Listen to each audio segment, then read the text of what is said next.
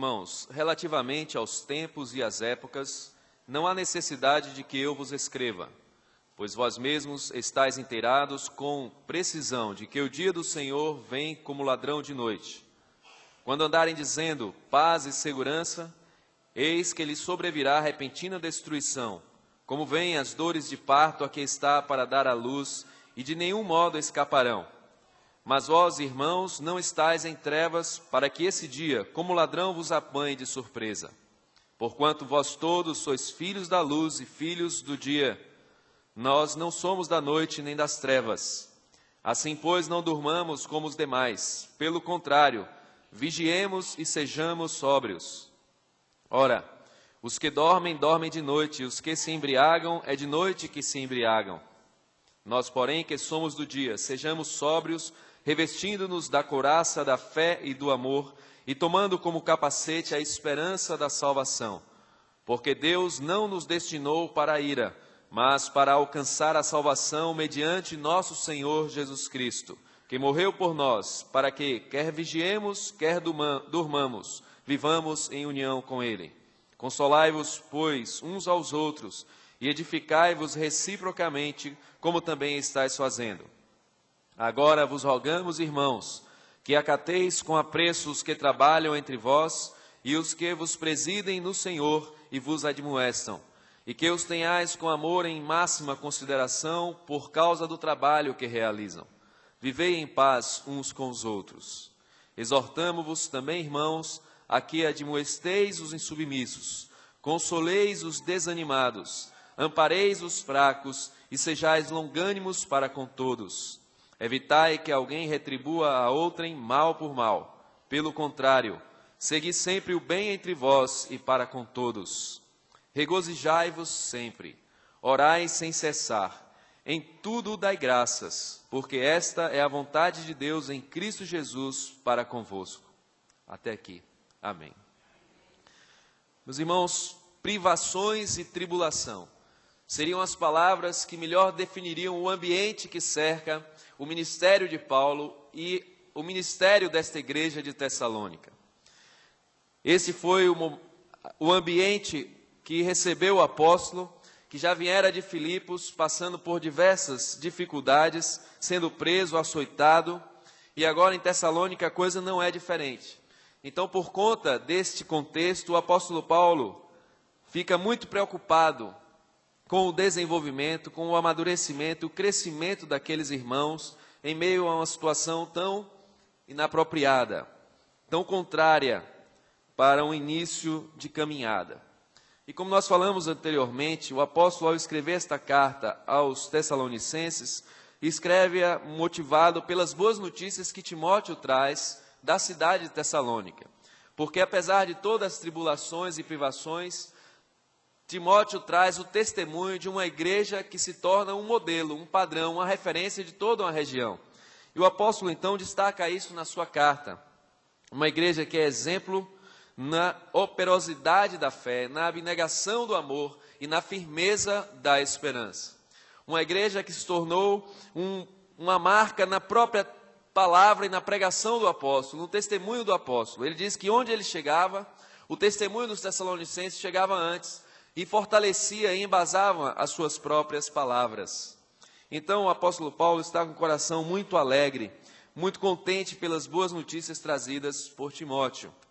Mas, apesar de serem modelo, o apóstolo Paulo investe no desenvolvimento, no amadurecimento, no crescimento ainda mais, nessas mesmas características que ele elogia. E assim, tanto no amor quanto na fé e na esperança, o apóstolo traz várias outras exortações e ensinamentos a fim de que aquela igreja continue prosperando no conhecimento e na graça do Senhor. E esse capítulo 5, então, ele é preenchido por muitos imperativos. E por uma questão de associação, por um processo mnemônico, eu dividi aqui em 3 partes esses imperativos, de acordo com as características exemplares daquela igreja. E domingo recente nós pregamos a respeito dos imperativos do amor. De uma igreja que vivencia um amor abnegado. Paulo fala que esses irmãos têm que crescer ainda muito mais no amor fraternal, no amor que concilia, que ampara, que edifica, que constrói. então eu falei sobre os imperativos do amor. E no capítulo 5 nós vemos aqui o versículo 14 que fala: exortamo-vos também, irmãos, a que admoesteis os insubmissos, consoleis os desanimados, ampareis os fracos e sejais longânimos para com todos, porque Deus foi quem elegeu a sua igreja. E é o mesmo Deus quem a preserva, quem a prepara, quem a edifica, quem protege e cuida deste corpo maravilhoso, mas aprove a Ele nos fazer participantes desse processo. E Paulo, então, aos Efésios, fala que pela justa cooperação de cada parte, este edifício se edifica em si mesmo, para a glória de Deus, até de que todos cheguemos à perfeita estatura de Cristo, a perfeita varonilidade de Jesus. Então, os imperativos do amor. E neste domingo eu gostaria de falar a respeito dos imperativos da fé, que são esses 3 versículos, do 16 ao 18, que se seguem, onde Paulo diz: regozijai-vos sempre, orai sem cessar, em tudo dai graças, porque esta é a vontade de Deus em Cristo Jesus para convosco. Por que imperativos da fé? Ora, meus irmãos, o apóstolo Paulo fala que aquela igreja dá como exemplo um testemunho de uma fé operosa. É uma fé que age, que frutifica, que parte, que caminha, que segue, que obedece. Uma fé que está refletida naquela galeria de Hebreus, de diversos homens que foram convocados por Deus a caminharem pela fé, ainda que não tinham contemplado claramente para onde iriam, o que iriam receber, mas todos eles foram movidos pela fé, a fim de obedecerem à voz de Deus e seguir a direção determinada. Da mesma forma, aqueles que têm uma fé operosa, não simplesmente se detêm com as coisas palpáveis e visíveis, mas eles caminham pelas coisas invisíveis e que estão prometidas para aqueles que confiam em Deus. E, portanto, a partir deste caminhar da fé, não é necessariamente barreiras que se interpõem, ou muito menos obstáculos que vão nos fazer parar, nos fazer desistir, ou até mesmo retroagir. Mas aqueles que têm uma fé operosa vão frutificando no que creem e vão caminhando não por vistas, mas pelo que creem. E diante disso, então, eu creio que esses 3 versos que nos impõem uma atitude diante de algumas circunstâncias, elas são movidas pela fé. E ao longo do sermão nós vamos compreender isto. No capítulo 3, o apóstolo fala a respeito das tribulações que poderiam inquietar aquela igreja. E ele diz que enviamos nosso irmão Timóteo, ministro de Deus, no Evangelho de Cristo, para, em benefício da vossa fé, confirmar-vos e exortar-vos, a fim de que ninguém se inquiete com estas tribulações, com essas ameaças, com essas privações, com esses obstáculos que estão se levantando de forma muito imponente e ameaçadora. Porque vós mesmos sabeis que estamos designados para isso. Meus irmãos, quem é a pessoa que é convidado para associar a um clube ou a uma comunidade que recebe no primeiro portfólio, na ficha de inscrição, um tipo de convite como esse? Olha, vocês estão sendo convidados para fazerem parte deste grupo, mas queremos dizer que aqui vocês serão felizes. Vocês serão bem-aventurados, se inscrevam, mas tem um detalhe, vocês vão enfrentar tribulações, muitas fichinhas seriam deixadas à porta, sem o preenchimento, e as pessoas abandonariam, porque nós tendemos a buscar o conforto, aquilo que nos apetece, às nossas paixões, aos nossos cuidados, a segurança, a tranquilidade, a bonança, sombra e água fresca. Mas o apóstolo Paulo fala que desde o início, todos eles estavam sabendo que foram designados para isto, para sofrer em nome de Jesus. Não era nenhum tipo de novidade, ninguém foi pego de surpresa, e Paulo destaca isso. Pois quando ainda estávamos convosco, predissemos que íamos ser afligidos, o que de fato aconteceu e é do vosso conhecimento. Lembrando as palavras de Jesus: no mundo tereis aflições, mas tende bom ânimo.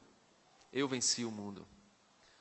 Essas foram as palavras nos últimos dias de Jesus aos seus discípulos, dizendo: olha, o pastor será ferido, as ovelhas serão dispersas, mas eu ressuscitarei. Confie em mim. Depois que Jesus ressuscitou e foi assunto aos céus, a responsabilidade foi deixada nas mãos dos apóstolos. E eles poderiam simplesmente dizer assim, olha, quem quer isso aqui é o outro, toma para você, não, toma para você, não, fica com você. E ninguém aceitar, porque o próprio Cristo passou por todas aquelas tribulações, foi perseguido, foi morto, sepultado, e ele disse que o mesmo aconteceria com os seus seguidores. Eles sabiam desde o início, e o apóstolo Paulo também entende assim. Foi por isso que, já não me sendo possível continuar esperando, mandei indagar o estado da vossa fé, temendo que o tentador vos provasse e se tornasse inútil o nosso labor. Agora, porém, com o regresso de Timóteo, vindo do vosso meio, trazendo-nos boas notícias da vossa fé e do vosso amor, e ainda de que sempre guardais grata lembrança de nós, desejando muito ver-nos, como aliás também nós a vós outros, sim, irmãos, por isso fomos consolados acerca de vós, pela vossa fé, apesar de todas as nossas privações e tribulação, porque agora vivemos, se é que estáis firmados no Senhor. Por isso que é o imperativo da fé, porque são as atitudes que se manifestam por uma fé operosa. E esses imperativos são os seguintes: regozijai-vos, orai e dai graças. São esses os imperativos. Alegrai-vos, orai, sejam agradecidos. Agora, esses imperativos vêm acompanhados de circunstâncias que aumentam o desafio, mas que tornam contundentes estas ordens e desafiadoras, mas na mesma proporção em que elas, sendo obedecidas, serão consoladoras e recompensadoras. Porque o imperativo de regozijar-se não é somente nos momentos de alegria, de festa, de vitória, nos momentos do sucesso.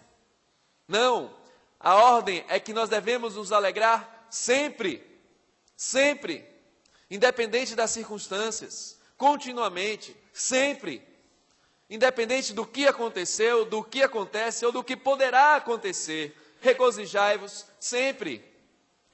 E meus queridos irmãos, assim como a carta de Paulo aos Tessalonicenses está baseada neste ambiente de privações, tribulações, também em uma circunstância semelhante, quando ele escreve aos Filipenses, e nós nos lembramos que quando ele esteve em Filipos, ele fora preso, açoitado, ele e Silas, e à meia-noite, enquanto estavam lá com seus vergões, as pernas, trancafiados, eles cantavam louvores ao Senhor, regozijando-se no Senhor sempre, ainda que estivessem ameaçados de morrer, com suas costas e seu corpo doloridos a respeito dos açoites, mas ali eles louvavam ao Senhor. E ele escreve aos Filipenses, que nascem também neste ambiente, e ele mesmo, ao escrever a carta aos Filipenses, está preso. E ele então diz: alegrai-vos sempre no Senhor. Outra vez vos digo, alegrai-vos, alegrai-vos. Esta é uma ordem para a igreja, regozijai-vos sempre. Esta é a vontade de Deus em Cristo Jesus para convosco, que sempre haja em nossos lábios e em nosso coração os motivos de alegria e de regozijo. Mas por quê? O que é que embasa a nossa fé, de maneira que em toda e qualquer circunstância saibamos e nos portemos com alegria, com regozijo? Aqui no próprio capítulo 5 de Tessalonicenses, Paulo nos dá uma resposta. Porque, meus queridos irmãos, cristianismo não é uma ilusão. Não é, como disseram os filósofos, o ópio da humanidade. Não, de forma alguma. Porque a droga nos leva a uma viagem passageira, fugaz, irreal, de visões, de imagens que não existem. Mas o cristianismo é a verdadeira vida cristã com Cristo, pelas suas promessas, pelos seus atos no tempo e na história. Nós não estamos simplesmente aqui alimentando a nossa mente com pensamentos positivos, tentando nos convencer de algo, tentando sensibilizar e até mesmo cauterizar nossas dores, repetindo e nos convencendo de algo que não existe. Jesus Cristo é real. E tudo o que Ele fez é provado, é presente e permanente. Então o apóstolo Paulo, ele desenvolve a sua teologia, a base da sua pregação, no advento, na morte e na ressurreição do Messias e as consequências escatológicas da obra de Cristo. O apóstolo Paulo, quando prega a Jesus Cristo, ele contempla aquele que veio na plenitude dos tempos, que estabeleceu o dia da salvação, ou seja, que inaugurou uma nova era, uma nova realidade, um novo mundo, uma nova criação para todos aqueles que foram escolhidos por Deus. Quando o apóstolo Paulo escreve as suas cartas, quando ele tece os seus ensinos, as suas exortações, ele está fundamentado nessa perspectiva escatológica, de algo que já se cumpriu e que apenas aguarda o tempo da plena realização. Ele olha para o passado, e ele era um estudioso do Antigo Testamento, ele consegue vislumbrar naqueles ensinos que desde já as promessas de Deus apontavam para Cristo. A palavra dos profetas, todos os sinais, os símbolos, todos os rituais firmados apontavam para o dia de Cristo. E o dia de Cristo chegou, era uma situação presente. Ele veio, nasceu, nascido da Virgem, na plenitude dos tempos. Ele padeceu sob o poder de Pôncio Pilatos, foi sepultado, morto, mas ressuscitou. O apóstolo Paulo fala que se Cristo não ressuscitou, é vã a vossa fé. Aí sim viveríamos uma eterna ilusão, do alto convencimento das nossas mentes. Mas ele fala, de fato, Cristo ressuscitou. E é baseado nessa confiança que ele entende que Cristo, de uma vez por todas, estabeleceu uma nova criação, a criação dos redimidos, a criação dos restaurados, a criação dos perdoados, que aguardam ansiosamente o dia e o retorno de Cristo, para definitivamente viverem na plenitude da glória de Deus. Por isso que ele fala aos Filipenses, aquele que começou a boa obra, há de completá-la até o dia de Cristo. São essas convicções do que aconteceu e do que está por vir. Essa visão, essa perspectiva escatológica que dão a ele este embasamento a fim de que nós cumpramos esses imperativos, movidos pela fé. Regozijai-vos sempre. Por quê? Irmãos, relativamente aos tempos e a épocas, não há necessidade que eu vos escreva, pois vós mesmos estáis inteirados com precisão de que o dia do Senhor vem como ladrão de noite. Este dia virá. Mas para muitos, adverte a palavra, não será dia de felicidade, alegria, mas dias de trevas, de ira e dor. Mas para aqueles que vivem no dia, que confiam no Senhor, será o dia de glória, será o dia de vitória. Ele então fala, nós, porém, que somos do dia, sejamos sóbrios, revestindo-nos da couraça da fé e do amor, e tomando como capacete a esperança da salvação. E eu digo, regozijai-vos sempre, porque Deus não nos destinou para a ira, mas para alcançar a salvação mediante nosso Senhor Jesus Cristo, que por nós morreu, para que quer vigiemos, quer durmamos, vivamos em união com Ele.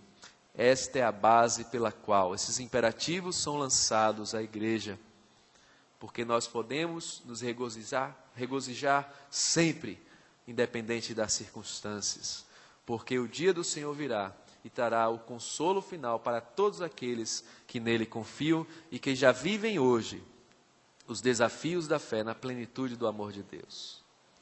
Por isso, meus queridos irmãos, sempre haverá em nossos lábios uma canção de alegria, um brado de louvor, uma exultação e exaltação ao nome de Cristo, ainda que nós estejamos cercados de ameaças. Regozijai-vos sempre, diz a palavra. O segundo imperativo é orai. Como é bom orar. Falar com Deus, como na linguagem infantil, ligar para o céu, orar. Mas o imperativo é orar sempre, incessantemente, constantemente, permanentemente, orar sempre. Por quê? Pelas mesmas bases que nos possibilitam regozijo em toda e qualquer circunstância. pelas mesmas bases. Porque no mundo teremos aflições. Porque no mundo passaremos por tribulações, privações, dificuldades, tristezas, separação. Pelas mesmas bases. E para enfrentar essas situações que nos entristecem, precisamos dobrar os nossos joelhos, levantar a nossa voz, o nosso clamor a Deus, para pedir a Ele o consolo, para pedir a Ele a capacidade para suportar aquelas dificuldades, para que enfrentemos o momento da ansiedade, das dificuldades, orar sempre pelas mesmas perspectivas, mas também orar sempre porque temos que estar vigilantes até o dia do Senhor, que virá de forma inesperada. Jesus, no Evangelho de Lucas, traz essa palavra de advertência, de vigilância, essa necessidade da igreja, a fim de estar preparado para o dia do Senhor. Então, na parábola da figueira, Jesus diz: pois há de sobrevir a todos os que vivem sobre a face da terra, todas as tribulações a respeito do dia do Senhor. E ele, então, no versículo 36 do capítulo 21, diz: vigiai, pois, a todo o tempo, orando para que possais escapar de todas essas coisas que têm de suceder e estar em pé na presença do Filho do Homem. Você que está aqui nesta manhã me ouvindo, quer aqui no templo, quer pela internet, como eu disse anteriormente, o dia do Senhor virá, e virá como ladrão na noite. Pegará a muitos de surpresa, mas aqueles que são do dia, aqueles que estão firmados em Cristo, aqueles que têm a plena convicção de quem Cristo é e do que Cristo fez, sendo o seu Senhor e o seu Salvador, estarão preparados. Mas é necessário que a nossa fé seja provada. É necessário que nós estejamos firmados, pois estes que estão firmados são aqueles que serão salvos, não pela obra própria, mas como a evidência da verdadeira obra de Cristo dentro dos seus corações. Isso quer dizer que nem todos que confessam, que nem todos que estão reunidos, que nem todos que estão congregados, possivelmente estejam preparados para o dia do Senhor. Por quê? Ou por uma fragilidade na fé, necessitando de um reparo, de um amadurecimento, de um desenvolvimento, de confrontação, ou então porque nunca pertenceram a Cristo. Pelos seus frutos, pelos seus atos, pela perseverança. Então, por isso que o dia do Senhor é um dia que, apesar de apontar para um dia de glória, requer de todos, indistintamente, vigilância, oração constante, oração incessante. Por isso que o imperativo do apóstolo Paulo, orai sem cessar, contempla estas duas perspectivas. E não somente elas, mas também todo o consolo, tudo aquilo que pertine ao povo de Deus. A Bíblia fala que todas as coisas que a mim me concernem, o Senhor levará a bom termo, diz o salmista. Isso quer dizer que tudo aquilo que diz respeito à sua vida, à sua realidade, às suas necessidades, às suas contemplações, anseios, objetivos, tudo que diz respeito a você, concernem a Deus, são do interesse de Deus, do propósito de Deus, estão sendo tratados por Deus. É por isso que em toda e qualquer circunstância, em tudo que diz respeito a você mesmo, você pode transformar o seu problema, o seu anseio, em oração e clamor. Orai sem cessar. Esta é a vontade de Deus em Cristo Jesus para convosco. Escrevendo aos Filipenses, na mesma contextualização, o apóstolo Paulo fala: não andeis ansiosos de coisa alguma. Em tudo, porém, sejam conhecidas diante de Deus as vossas petições, pela oração e pela súplica. E hoje pela manhã nós lemos no Salmo de número 86, o seguinte verso: escuta, Senhor, a minha oração e atende a voz das minhas súplicas. No dia da minha angústia, clamo a Ti, porque me respondes. Então, aquele que responde a oração do que clama, exalta: não há entre os deuses semelhante a Ti, Senhor. E nada existe que se compare às Tuas obras, pois Tu és grande e operas maravilhas, só Tu és Deus. Bendito seja Deus que não me rejeita a oração, nem afasta de mim a sua graça. Por isso nós podemos orar sempre, incessantemente. E o próprio Jesus nos adverte a respeito destas circunstâncias para que estejamos em vigilância e oração. Vigiai e orai para que não entreis em tentação. E Ele mesmo também nos ensina o dever de orar sempre e não esmorecer. E falando aos seus discípulos, Ele disse: olha, pedi, pedi, dar-se-vos-á.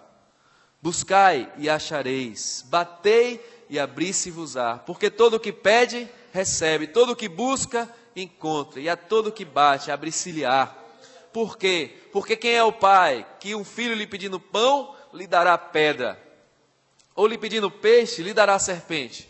Ora, diz o Senhor: se vós que sois maus, sabeis dar boas dádivas aos vossos filhos, quanto mais o vosso Pai Celestial não vos dará em Cristo todas as coisas. Orai sem cessar. É a este Deus que você clama, é a este Deus que você dirige, é diante deste Deus que você inclina o seu coração, é diante deste Deus que você derrama a sua alma, diante dos seus conflitos, diante das lutas e dificuldades desse mundo. Esta é a ferramenta que nos faz adentrar nos átrios celestiais do Deus eterno, que por meio da sua palavra criou do nada todas as coisas.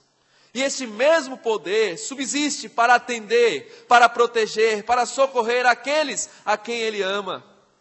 Orai sem cessar. Esta é a vontade de Deus em Cristo Jesus para convosco. São os imperativos da fé. Mas então o apóstolo Paulo diz mais: em tudo dai graças. Sejam gratos em tudo. O que ele quer dizer? Em toda e qualquer circunstância.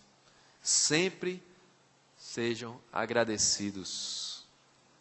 Aos Filipenses, ele disse: tanto sei estar humilhado, como também ser honrado. De tudo e em todas as circunstâncias já tenho experiência, tanto de fartura como de fome, assim de abundância como de escassez. Tudo posso naquele que me fortalece. E um dos momentos mais agudos, mais marcantes, e eu diria até mais comoventes do ministério do apóstolo Paulo, não foi quando ele estava no momento de fartura, e nem foi quando estava no momento de abundância. Mas no momento de privação, trancado em uma solitária, ele dirige a sua voz em louvor e gratidão a Deus. Em tudo dai graças.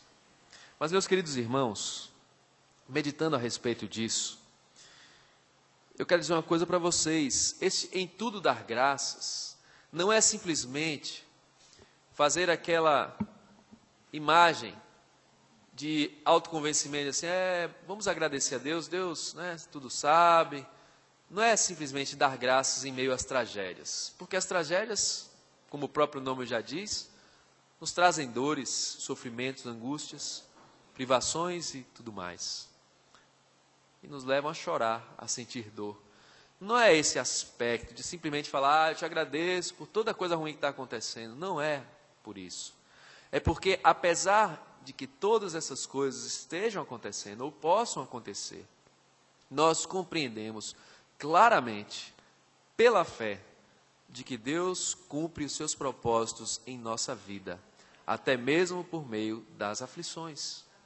Não é agradecer pelas aflições, porque elas decorrem de muitos motivos: dos nossos erros, dos ataques do inimigo, da malignidade do homem, daqueles que não se contentam em ver o povo de Deus louvando e glorificando ao Senhor e tentam entristecê-los. Não é simplesmente pela tragédia em si, mas é porque, ainda que exista a tragédia, há um Deus que controla todas as circunstâncias. Há um Deus que move as circunstâncias, que construiu a história e que tem um propósito maravilhoso para mim. Então, o em tudo dar graças, em todas as circunstâncias, ser gratos ao Senhor, é entender como o apóstolo Paulo nos ensinou na carta aos Romanos, que apesar das aflições, morte, perigos, fome, nudez, tribulações, ele entende que todas as coisas cooperam para o bem daqueles que amam a Deus. E que apesar de toda e qualquer tragédia que possa nos acometer.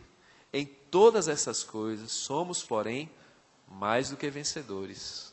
Por isso nós podemos dar graças, ainda que chorando, ainda que gritando de dor, ainda assim, de forma sincera, profunda, verdadeira e autêntica, elevar aos céus uma palavra de: Senhor, eu te agradeço, porque Tu és o meu Senhor.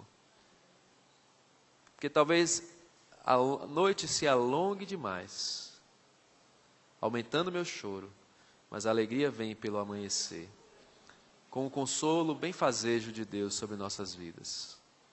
Em tudo dai graças, na abundância, na escassez, na fartura, na necessidade, nos sucessos, nos aparentes fracassos. Tem uma canção de um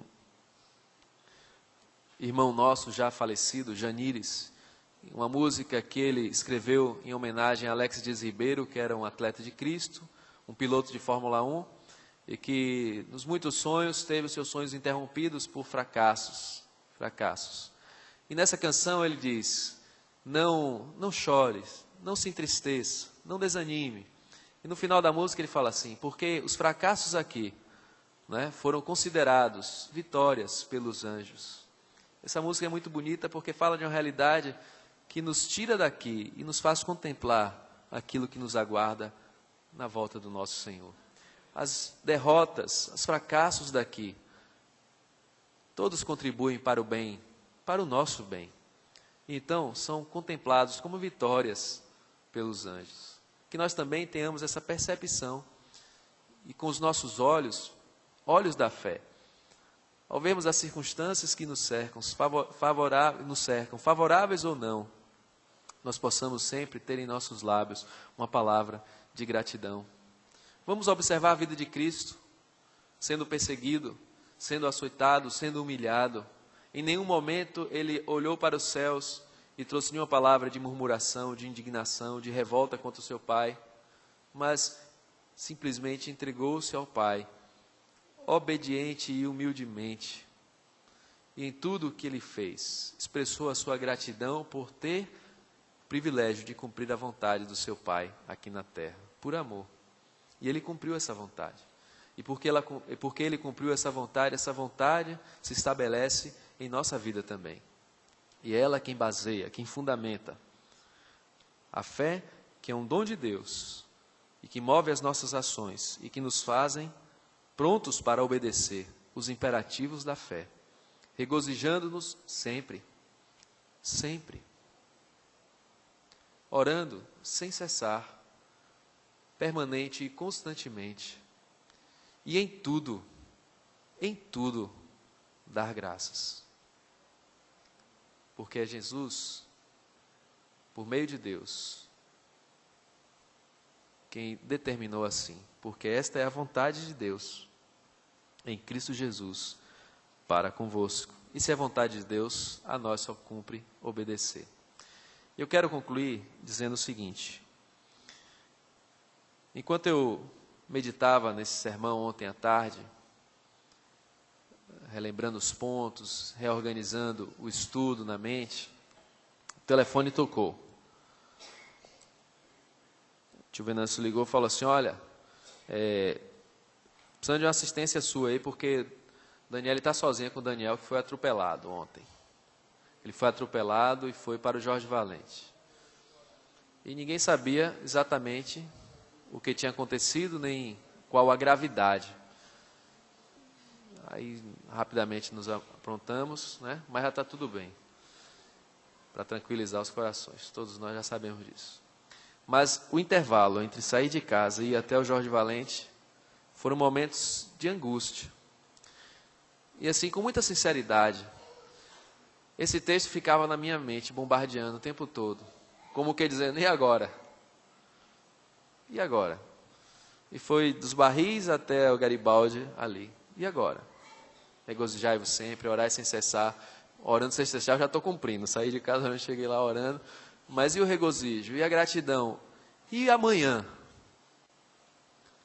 Qual será o clima, o ambiente e as circunstâncias em que você vai pregar esse sermão?